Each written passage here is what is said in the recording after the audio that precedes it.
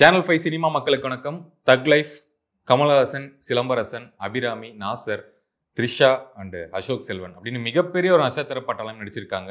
AR ரஹ்மானுடைய இசையில, மணிரத்னம் அவருடைய டைரக்ஷன்ல, ரவி கே சந்திரன் அவருடைய சினிமோட்டோகிராஃபில இந்த படம் ஜூன் 5ஆம் தேதி ரிலீஸ் ஆக போகுது. படத்தினுடைய டீசர் ஏற்கனவே ரிலீஸ் ஆயிருந்தது. அதில் நம்ம பார்த்தோம், ஒரு 30 செகண்ட் ஒரு டீசர் தான். சிம்பு கார் எடுத்து ஒரு ட்ரிஃப்ட் அடிச்சுட்டு வருவாரு. கமல் அவர்கள் ஒரு சின்ன விண்டோ திறந்தன விண்வெளி நாயகா அப்படின்னு ஒரு சாங்கோட போயிருவாங்க. இந்த உலக நாயகன் டைட்டில் போட வேணாம்னு சொன்னதுக்கு அப்புறம் இந்த விண்வெளி நாயகா அப்படிங்கிறது ஒரு பெரிய பீக்காச்சு. சிம்பு அவருடைய லுக்லாம் பார்த்து எல்லாருமே மிரண்டுட்டாங்க அப்படின்னு தான் சொல்லணும். ஏன்னா இதுக்கு முன்னாடி லாங்கர் வளர்த்தி காலை படத்தில் பண்ணியிருந்தாரு. அதுக்கப்புறம் கொஞ்சம் இடைவேளை விட்டு இந்த படத்தில் ஒரு ஃபுல் லாங்கர் உடம்பெல்லாம் குறைச்சிட்டு ஒரு ஃபிட்டான எஸ்டிஆரை நம்ம பார்க்க முடியுது. இப்போ ட்ரைலர் ரிலீஸ் ஆகிருக்கு. படக்குழுவினர் ஒரு 2 நிமிஷத்துக்கு ஒரு ட்ரைலர் வேணும் அப்படின்னு கேட்டிருப்பாங்க போல. கிறிஸ்டல் கிளியரா 2 நிமிஷத்துக்கு மட்டும்தான் ஒரு ட்ரைலர் கொடுத்துருக்காங்க. ஒரு ஷார்ப்பான கட்ஸ் அப்படின்னு சொல்லலாம். மக்கள் எதெல்லாம் பார்த்தா இம்ப்ரெஸ் ஆவாங்களோ அது எல்லாத்தையுமே உள்ள போட்டாங்க. ஓப்பன் பண்ணா ஒரு ஷாட்டு, கமல் சார் அடிச்சு மூஞ்சியெல்லாம் ரத்தமாகி ஒரு தண்ணிக்குள்ள போயிட்டு வராரு. ஒரு குழந்தை ஒரு மும்பை நகரத்துக்குள்ள வர்றது. ஒரு கருப்பான ஒரு கேட் இருக்கு, அதுக்குள்ள உள்ள வந்தன்னு கமல் சாருடைய டைலாக்ஸ் வருது. நீ என் உயிரை காப்பாத்தினவன், என்னை எமங்கிட்ட இருந்து மீட் எடுத்தவன், இனிமேல் நீயும் நானும் ஒண்ணு, அப்படின்னு அந்த குட்டி சிம்புவை பார்த்து சொல்றாரு. அந்த சிம்பு வளர்ந்து வராரு. வளர்ந்து வந்ததுக்கு அப்புறம் இனிமேல் உள்ள நான் பார்த்துப்பேன், வெளியே இருந்து அமரம் பார்த்துப்பான் அப்படின்னு சொல்றாங்க. வெளியே அமரம் பார்த்துக்குவான். அதே சீன் அடுத்து பார்க்கும்போது நாசர் அவர் சொல்றாரு, அமரம் பார்த்துப்பா அப்படின்னா நான் எல்லாம் எதுக்கு இதுக்கா அப்படின்னு சொல்லுவாரு. பக்கத்துல யாருன்னா சிம்பு கிட்ட தான் அதையும் சொல்லிட்டு இருப்பாரு. நம்ம வேற யாருக்கிட்டே சொல்லி ஒரு குளிப்பு இறக்க போறாரோ அப்படின்னு நினைப்போம். ஆனா அந்த பக்கத்துல உட்காந்துருக்க ஷாட்டும் சிம்பு தான் உட்காந்துக்கிட்டு இருக்காரு. அப்படியே கொஞ்சம் தள்ளி வரும்போது இனிமேல் இங்க நான் தான் ரங்கராய சக்திவேல் அப்படின்னு எஸ்டிஆர் அடிச்சு சொல்லுவாரு. அந்த ஷாட்ல இருந்து நம்ம என்ன புரிஞ்சுக்கலாம் அப்படின்னா, இந்த ஒரு கேங்ஸ்டர் படம், அதில் ஒரு கேங்ஸ்டரான கமலஹாசனுக்கு ஒரு வளர்ப்பு மகனா சிம்பு வளர்ந்து வராரு. ஒரு கட்டத்தில் கமல் அவர்கள் இந்த ஆக்சிடென்ட் சீன்லாம் காமிச்சிருந்தாங்க. காரில் ஒரு சேசிங் சீன், ஒரு ஆக்சிடென்ட் சீன் காமிச்சாங்க. ஜோஜுஜா கன் எடுத்து சுட்டுட்டு வருவார். அந்த சீனில் மேபி கமல் அவர்கள் இறந்தார் அப்படி இருந்தானா, கமல் அவர்கள் இறந்து போயிருந்தார் அப்படின்னா அந்த பிளேஸுக்கு இனிமேல் நான் தான் அப்படின்னு எஸ்டிஆர் ப்ரூவ் பண்ணுறதுக்கு ட்ரை பண்ணுறாரு. ஸோ அந்த டைலாக் அங்கே வச்சிருக்காங்க அப்படின்னு நம்ம எடுத்துக்கணும். நம்ம இந்த ஓப்பனிங் ஷாட்லேயே கொஞ்சம் கமல் அவர்கள் முடி தாடிலாம் விட்டுருந்தது. இந்த கிளைமேக்ஸ் ஷாட்ல முடி தாடிலாம் விட்டுருந்தாரு. இந்த மார்ஷியல் ஆர்ட்ஸ்லாம் பண்றாரு. இதெல்லாம் பார்க்கும்போது ஒரு கேங்ஸ்டரா வளர்ந்து வராரு. ஒரு கட்டத்துல வளர்ப்பு மகனான சிம்புவே அந்த இடத்துக்கு ஆசைப்பட்டு அவரை ஏதாச்சும் ஒன்று பண்ணியிருக்கலாம். அதுக்கு ஒரு கோஸ்ட் ஆகி கொஞ்ச நாள் கழிச்சு திரும்பி வராரு. இவர் எப்படி பழி வாங்குறாங்க, அந்த இடத்த யாரு பிடிக்கிறாங்க அப்படிங்கிறது தான் இவருடைய மெயின் பிளாட்டா இருக்க போகுது. இதுக்கு முன்னாடி ஒரு ரூமர்ஸ்லாம் வந்துச்சு. கமல் ஒரு மிகப்பெரிய கேங்ஸ்டரா இருப்பாரு, சிம்பு ஒரு வளர்ப்பு மகனா ஒரு போலீஸா இருப்பாரு. எப்படி இந்த கேங்ஸ்டர்ஸ் போலீஸ் அப்படிங்கிற கதை ரூமர்ஸ்லாம் வந்துச்சு. இது ஏற்கனவே நம்ம மகான் படத்துல விக்ரம் அண்ட் துருவ் விக்ரம் அந்த காம்போல நம்ம பார்த்துட்டோம். ஸோ அந்த கதை இங்கே வரக்கான வாய்ப்புகள் கிடையாது, கொஞ்சம் கம்மி தான். கேங்ஸ்டர், அதுக்குள்ள நடக்கிற சில கலவரங்கள், சம்பவங்கள் அப்படின்னு தான் சொல்லணும். இதெல்லாம் பார்க்கும்போது இதெல்லாம் எங்கேயோ பார்த்த மாதிரியே இருக்கே அப்படின்னு தோணுச்சுன்னா கண்டிப்பா நமக்கு தோணும். மணிரத்னம் அவருடைய படமான செக்கச்சிவந்த வானமுடைய கோர் பாயிண்ட் இதுதான். ஒரு ராஜா சேரு, அந்த சேருக்கு யாரெல்லாம் அடிச்சுக்கிறாங்க அப்படின்னு தான்.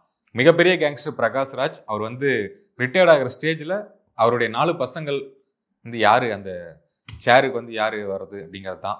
அரவிந்த் சாமியா, விஜய் சேதுபதியா, அருண் விஜயா, சிம்புவா அப்படிங்கிறது தான். 3 மகன்கள் பிளஸ் ஒரு போலீஸ் கேரக்டர். அதே பேட்டர்ன் தான் இங்கே எடுத்திருக்காங்க. கொஞ்சம் எலாபரேட் பண்ணி உலகநாயகனையும் நம்ம யங் சூப்பர் ஸ்டார் சிலம்பரசன் அவர்களையும் ஆட் பண்ணியிருக்காங்க அப்படின்னு தான் தோணும். ஓகே, மியூசிக் பெரிய பாய் தான் அப்படின்னு சொல்லணும். அவருடைய படங்கள்லாம் எடுத்துக்கிட்டோம்னா மணி சாருக்கு மட்டும் ரொம்ப ஸ்பெஷலாக பண்ணுறாரோ அப்படின்னு தோண வைக்கிற அளவுக்கு தான் அந்த படங்கள் எல்லாமே இருக்கும். இதுக்கு முன்னாடி PS1, PS2 பாடல்கள் எல்லாமே இன்னி வரைக்கும் யூடியூப்ல ஏதோ ஒரு பக்கம் ரீல்ஸ்லயாச்சும் ட்ரெண்ட் ஆகிட்டு தான் இருக்கு. இப்போ கூட வீரா வீர ரீரா அந்த பாடல், பொன்னியின் செல்வனுடைய பாடல் இப்போ ரீல்ஸ்ல ட்ரெண்ட் ஆகிட்டு இருக்கு. எல்லா ஆக்ட்ரஸ் வச்சு ஒரு கலாஜ் மாதிரி போடுறாங்க. அந்த அளவுக்கு 2 வருடங்கள் முன்னாடி அந்த பாட்டும் இப்போ ரீல்ஸ்ல ட்ரெண்ட் ஆகிட்டு இருக்கு. எப்பவுமே அவர் ட்ரெண்டிங்ல தான் இருக்காரு. 30 வருஷம் கடந்தாலுமே இந்த ட்ரைலர்லயும் ஒரு 1 மினிட் பிரிச்சு இருக்காரு. 1 மினிட் ஒரு வேற ஜானரா அப்படியே போய்கிட்டு இருக்கு. செகண்ட் 1 மினிட் ஆரம்பிச்சதுக்கு அப்புறம் ஒரு ராக் ஜானர்ல போகுது. நல்லா பேஸ் வச்சு அடிக்கிறாரு, நல்லா இறங்கி வந்துட்டாருன்னு தான் சொல்லணும். ரஹ்மான் வந்து ஒரு ஸ்டாண்டர்ட் வச்சிருப்பாப்புல. ஸ்டாண்டர்டை இறங்கி வந்து சில படங்கள் பண்ணாரு, மெர்சல் மாதிரியான படங்கள் பண்ணாரு.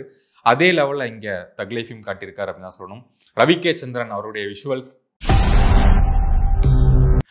அப்பா கிராண்டியரா இருக்கு, அவ்வளோதான் சொல்லணும். இதற்கு முன்னாடி பொன்னியின் செல்வன் ரவிவர்மன் பண்ணியிருந்தாரு. ஒரு ஈக்குவலான ஒரு ஸ்டஃப் தான். மணிரத்னம் படங்கள் எல்லாமே சொல்லணும் அப்படின்னா, நீங்க ஒரு படம் பாருங்க, அதுல வந்து ஏதோ ஒரு சீனை வந்து பாஸ் பண்ணி விட்டீங்க அப்படின்னா ஒரு ஃப்ரேம் மாதிரி இருக்கும், அதை எடுத்து நம்ம ஃப்ரேம் பண்ணிக்கலாம். அப்படிங்கிறதான் மணிரத்னம் சார் படத்துக்கும் ஆகட்டும், ரவிவர்மனுடைய சினிமோட்டோகிராஃபி, ரவி கே சந்திரன் அவருடைய சினிமோட்டோகிராஃபி, இது எல்லாத்துக்குமே இதுதான் பொருந்தும் அப்படின்னு தான் சொல்லணும். பெரிய நட்சத்திர பட்டாளமே இருந்தாலும் அசோக் செல்வன் வந்து ஒரே ஒரு சீனுக்கு தான் வராரு. நல்லா கிளீன் ஷேவ்ல ஒரு ஃபார்மல் லுக்ல கண்ணாடியெல்லாம் போட்டு ஸ்டைல உள்ள வராரு. ஓகே, ஒரு காப் ரோலா கூட இருக்கலாம். இவங்களை வந்து எப்படி கண்டுபிடிக்கிறார் அப்படிங்கிறதான் எடுத்துக்கணும். நான் கிளீன் ஷேவ்ல உள்ள வராரு அப்படிங்கும் போதே கண்டிப்பா காப் ரோல் அப்படின்னு தான் நம்ம மக்கள் புரிஞ்சுப்பாங்க. அபிராமி அவர்கள் வந்து மனைவி ரோலில் பண்ணியிருக்காங்க கமல்ஹாசன் அவர்களுக்கு. அதை நம்ம பார்க்கும்போதே தெரிஞ்சிருச்சு. விருமாண்டிக்கு அப்புறம் ஒரு 15 வருஷத்துக்கு அப்புறம் இப்போ கமல் சார் கூட நடிக்கிறாங்க ஒரு ஒய்ஃப் ரோல். அங்கே பிரிஞ்சவங்க இங்கே சேர்ந்துட்டாங்க. எனக்கு எதுவும் சரியா படல. 37 வருஷத்துக்கு அப்புறம் வரக்கூடிய மணிரத்னம் கமல்ஹாசன், இந்த காம்போ ஒரு கோட் காம்போ அப்படின்னு சொல்லணும். நாயகன் படம் ரிலீஸ் ஆச்சு. கமல்ஹாசன் அவர்களுக்கு ஒரு தேசிய விருது, ஒரு மிக சிறந்த படம். அந்த வருஷம் ரிலீஸ் ஆன எல்லா படங்களையும் கட்டி மிக சிறந்த படம், best Indian movie of the year அப்படின்னு கூட சொல்லலாம். அதே காம்போ இங்க தக் லைஃப்லயும் திரும்ப வந்திருக்கு. எஸ்டிஆர் செம்ம ஃபிட்டா, ஸ்வாகா, ஸ்டைலா, அவர் சொன்ன மாதிரி F1 கார் ரேஸ்ல எப்படி ரெடியா வரேன்னு சொன்னாரோ அதே மாதிரி தயாரா வந்திருக்காரு. ஒரு பக்கம் அபிராமி ஒய்ஃபா இருக்காங்க, இன்னொரு பக்கம் த்ரிஷா வந்து ஒரு சைடு சிக்கா தான் யூஸ் பண்ணியிருக்காங்க. இந்த சைடு சிக் அப்படிங்கிற வார்த்தை ஃபெமிலியரா போயிட்டு இருக்கு. கமல்ஹாசன் அவர்களும் அதை வச்சிருக்காரு அப்படின்னு தான் காட்டுறாங்க. சிம்புக்கு த்ரிஷா தான் பேர் நினைக்கிற நிலையில அவங்க கேச்சோடைய சைடு சிக்கா போயிட்டாங்க. சிங்குச்சா பாடலில் வரக்கூடிய ஹீரோயின் தான் எஸ்டிஆருடைய பேரா அப்படிங்கிற ஒரு கேள்விக்குறியும் நமக்கு இருக்கு. இந்த கிளைமேக்ஸ் ஷாட், ட்ரைலர்ல இருக்கக்கூடிய கிளைமேக்ஸ் ஷாட் வந்து பார்த்தோம். 2 ஆக்டர்ஸ் வந்து மாறி மாறி கத்திட்டு இருப்பாங்க. ஸ்லோ மோஷன்ல டைட்டில் கார்டு வரும். ஒரு கிளைமேக்ஸ் ஃபைட், 2 பேரும் கழுத்து பிடிச்சி நடிச்சிட்டு இருக்காங்க. இதுல யார் வின் ஆவாங்க, யார் லூஸ் ஆவாங்க அப்படிங்கிறது தான் கான்செப்டா இருக்கு. எனக்கும் நடக்கிற கதை இல்ல அசோக் செல்வனுடைய ரோல் வந்து எவ்வளவு பெருசா இருக்க போகுது அப்படின்னு நமக்கு இன்னும் சரியா தெரியல.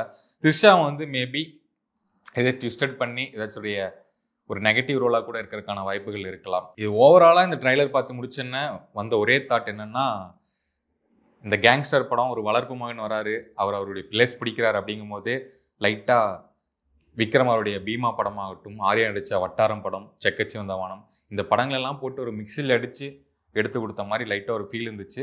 பட் கிளாசிக் மணிரத்னம் சார் வந்து அதை பண்ண மாட்டார். அவருடைய ஃப்ரேம்ஸ், அவருடைய சிக்னேச்சர் ஸ்க்ரீன் பிளே அண்ட் அவருடைய டைலாக்ஸ் எல்லாமே வந்து படத்தை டோட்டலாக வேறு லெவல் கொண்டு போக போகுது. June 5 வந்து படம் ரிலீஸ் ஆக போகுது. நானும் ரொம்ப எக்ஸைட்டிங்காக இருக்கேன். படம் பார்த்து படத்தினுடைய ஃபர்ஸ்ட் டே FTFS ரிவ்யூ வந்து போடுவோம். இந்த டீகோடிங், இந்த ரிவ்யூ உங்களுக்கு பிடிச்சிருந்து அப்படின்னா நம்ம சேனலை வந்து சப்ஸ்கிரைப் பண்ணுங்கள், ஷேர் பண்ணுங்கள், சப்போர்ட் பண்ணுங்கள். தேங்க்யூ ஃபார் வாட்சிங். நன்றி.